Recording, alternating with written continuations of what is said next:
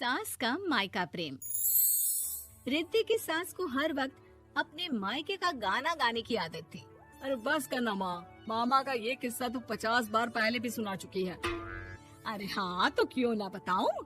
तेरे चाचा तो उस वक्त हाथ झाड़ कर खड़े हो गए थे।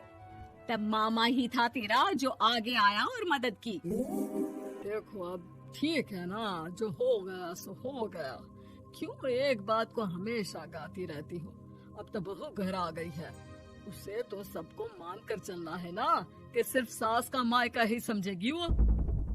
तभी वहाँ रिद्धि आ जाती है। माँ, आज मैं घर जा सकती हूँ? माँ को मेरी बहुत याद आ रही है। शादी के बाद एक बार भी नहीं गई। हाँ तो कौन जाता है। अरे मेरी शादी के बाद जब मैं विदाई होकर आई, इतना बड़ा ससुराल मेरा, खाने वाले 10 लोग और बनाने वाली मैं सिर्फ एक। ऐसा लग रहा था जैसे सिर्फ खाना बनाने के लिए ही ब्याह किया है। वो तो मेरा भाई था, गांव से एक काम करने वाली चाची को भेज दिया जो मेरा हाथ पटाती थी, और उसको पैसा, खाना, कपड़ा, रहने के लिए कमरा, वो सब किसने दिया था? तुम्हारे भाई ने। ये मामला रोज का था। ससुर भी जब गुस्सा होते तो वो सारी बात कह देते जो उनके मन में इतने समय से चल रही थी। मेरा भाई, भाभी, भतीजा, भतीजी सब छुड़वा दिया। मैंने जीवन भर सिर्फ तुम्हारे परिवार वालों से निभाया, लेकिन अब भी चैन नहीं है तुमको। बहू के सामने सास को लगा कि उसकी बेइज्जती हो रही है। अब सुन बहू, अपने कमरे में जा, कहीं नहीं जाना मायके वायके। घर का काम कौन करेगा? पड़ोसन। बहू समझ जाती है मामला गर्म चल रहा है। कमरे में जाने में ही भलाई है। कमरे में क्या है? तुम्हारी माँ हर वक्त चिक चिक चिक करती रहती है। कल ताई मिली थी तुम्हारी मुझे, लेकिन मजाल है सासू माँ की उन्होंने एक बुराई की हो, लेकिन सासू माँ हाँ, जब देखो तब ससुराल के लोगों की बुराई करती रहती है। बेचारे पापा जी कितना मिस करते हैं अपने घर वालों को। मेरा तो बड़ा मन करता है कि ताऊ जी, चाचा जी और सब मिलकर रहे, ना साथ रहे लेकिन आना जाना तो ठीक से रखे। हिंदुस्तान और पाकिस्तान एक हो सकता है, लेकिन चाचा और ताऊ के परिवार के साथ हम लोगों का मिलन ना जी ना कभी नहीं हो सकता। ये बात है। देखिए, मेरे साथ ना ज्यादा चैलेंज मत करिएगा। ऐसा कोई काम नहीं है जो मैं नहीं कर सकती। ससुर जी जो कि बहू की बात सुन रहे थे सामने आ जाते हैं। अरे बेटा, तू ये कर सकती है तो प्लीज मेरा परिवार किसी तरह मुझसे मिलवा दे। सारी जवानी तो मैंने किसी तरह काट ली, लेकिन जीवन के इस पड़ाव पर बहुत याद आती है मेरे परिवार की। हाँ हाँ पिताजी, आप चिंता मत करिए, बस मेरा साथ देते रहिए आप दोनों।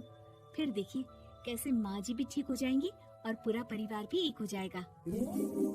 थोड़ी देर बाद बहू सामान लेकर घर से निकल रही होती है कि मना किया था ना तुझे मायके जाने के लिए, फिर क्यों जा रही है? बहू कुछ कहती इससे पहले ही बेटा बोलने लगता है। क्या है माँ, वो घर जा रही है।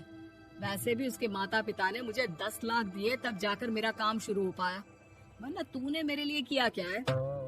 अरे वाह बेटा, बचपन से पढ़ाया लिखाया, तेरे दुख दर्द में जगी, और आज वो लोग तुझे सही लग रहे हैं।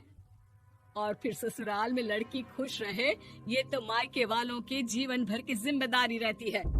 तो ये तुमको भी तो सोचना था ना। ताऊ जी ने पापा को पढ़ाया लिखाया, जब तुम नहीं आई थी तो पापा के लिए ताई जी ने पापा की माँ की तरह देखभाल की। अब बोलिए। अरे तू कुछ नहीं जानता बेटा, तेरे पापा को सब पता है, तभी वो उन लोगों से वास्ता नहीं रखते। मैं उन लोगों को जानता हूँ, लेकिन मैं तुम्हें नहीं जानता कि तुम्हारे मन के लायक काम नहीं हुआ तो तुम घर की शांति बर्बाद कर दोगी। सास जोर जोर से चिल्लाने लगती है। तभी वहाँ सास का भाई आ जाता है। अरे क्यों आप लोग मेरी बहन को परेशान करते रहते हैं? पहले ये जीजा कम थे, जब बहू भी आ गई। बहन, मैंने तो 30 साल पहले ही बोला था, अपना हिस्सा ले और छोड़ इन लोगों को, चल अपने साथ। बहू समझ जाती है कि मामा ससुर की नजर किस पर है। देखा, तुम लोग मुझे अकेला मत समझना, मेरा भाई खड़ा है आज भी मेरे लिए। बहू मायके जाती है और आते वक्त साथ में नौकरानी ले आती है। अरे बहू, कुछ खाने को दे दे। अरे आंटी, क्यों भाभी को परेशान करती रहती हो? उनके भाई ने मुझे जिम्मेदारी दी है। किसी भी चीज की परेशानी नहीं होनी चाहिए भाभी को। जो चाहिए मुझे बोलने का। आय हाय, बहू के मायके वालों का इतना दखल। ये मेरा घर है, कोई कल का आए इसे पूरा कैप्चर कर ले, ये बर्दाश्त नहीं होगा मुझसे। क्या हो गया सासू माँ? क्यों सुबह सुबह चिल्ला रही हैं? चमेली, ओ चमेली, क्या कहा था मेरे भाई ने तुझे? अरे दीदी बहुत तेज है आपकी सासू माँ। मैंने तो बोला कुछ चाहिए तो मांग लो मुझसे। अरे निकल यहाँ से, घर को रेलवे स्टेशन बना रखा है, जो देखो वो घुमा जा रहा है यहाँ से वहाँ।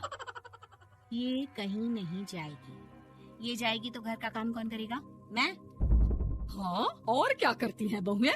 घर का काम ही तो करती हैं, इसमें नया क्या है? तभी वहाँ ससुर जी आ जाते हैं। हाँ, तो यही बात तो तुम्हें भी समझनी चाहिए थी ना। आज बहू के मायके से नौकर आ गया तो तुम्हें बुरा लग रहा है? अरे तो उस वक्त गर्मा गर्म खाना तो सबने खाया ना। ऐसा तो नहीं है कि मेरे मायके का नौकर था तो सिर्फ मेरे लिए बनाता था। अरे निकालो इसे, फिलहाल बाद में बात करती हूँ। सास का गुस्सा जोर से नौकरानी पर फूटता है। तभी वहाँ बेटा सामान के साथ आकर खड़ा हो जाता है। चलो रिद्धि, तुम ठीक बोलती हो। मेरी माँ को तो हम लोगों की कोई फिक्र है ही नहीं, ये तो सारा दिन सिर्फ अपने बारे में सोचती है। और देखिए, मैं अब से कह रही हूँ कि अब से इस घर की तरफ आपको देखना भी नहीं है। नहीं आना आज के बाद इन लोगों से मिलने। हाँ हाँ, बस कभी कभी दिन में 2 बार मिलने आ जाओ। नहीं, बिल्कुल नहीं। ससुर झूठा नाटक करते हुए। मेरी बीवी ने मुझे मेरे ही परिवार से दूर कर दिया, आज बहू मेरा इकलौता बेटा दूर कर रही है। हाय, कैसे जीऊंगा मैं? वाह, वो भाई जो आपको बेटे की तरह मानता था, उन्हें छोड़ने में तो दुख नहीं हुआ। आज खुद का बेटा छोड़कर जा रहा है तो कैसे जीऊंगा? बड़े आए। अब सास समझ चुकी थी कि उससे गलती क्या हुई है। मुझे माफ कर दे बहू, अब मेरी समझ में आ गया कि अपनों से दूर कर बीवियां पति का भला नहीं बल्कि उन्हें जीवन में अकेला कर रही है। मुझे माफ कर दे, मैं अब सबसे माफी मांग लूंगी। ससुर जी दूर से बहू को थम्स अप दिखाते हैं।